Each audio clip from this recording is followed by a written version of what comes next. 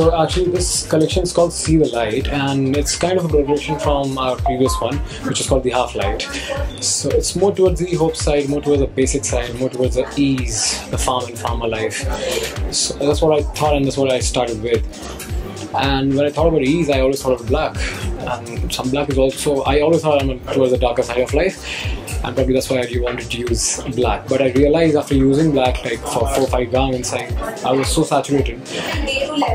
I'm not saturated, but I was so, I think the might of black, you know, it scared me a lot, and I happily surrendered to it, kind of.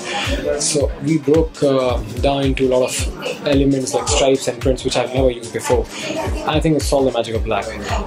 And hence also I realized after using such strong black throughout in the beginning that I'm not a black guy, so I'm more towards grey, probably more towards charcoal grey, and that's how the ease is probably, and that's where the ease lies. Yeah, he's definitely moving ahead, but I'll tell you, the world is coming back. I think we all feel that the world is coming back towards that, you know, that family I'm talking about. People want ease, peace, and so many other things. Happiness we keep getting. So I'm more towards the human psyche and behavior as well.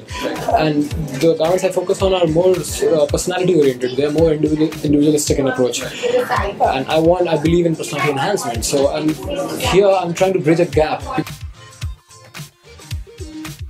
So I would go in a very fresh color scheme, which is, again, so since I work mostly around greys and color is not my thing, so I would go in towards more fresh blues and fresh greys, which I've already used in my previous collection also, because Friday is more fun for me. It's always easy, it's always like, you know, I'm going on a leave next day.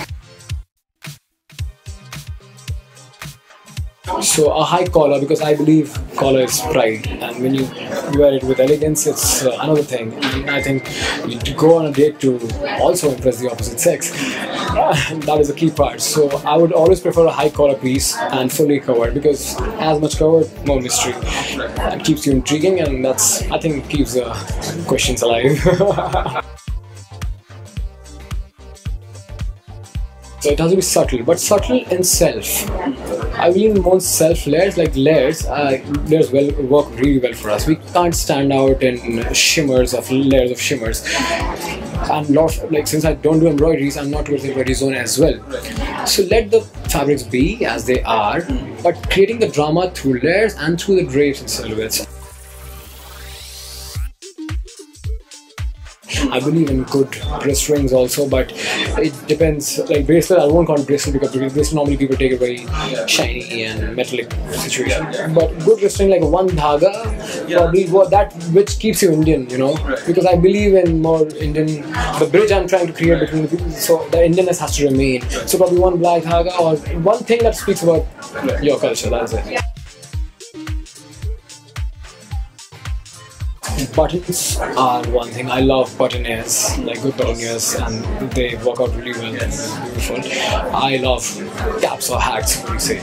Hats are essential. If you can carry it off, it's well and good. And I think it depends, like how you carry it. But if one can carry it, it's a really strong statement. If shoes and your trouser lengths, actually, that's not an accessory, but I'll tell you one detail I believe in completely. Because out of all the mystery, I want the skin to break the monotony.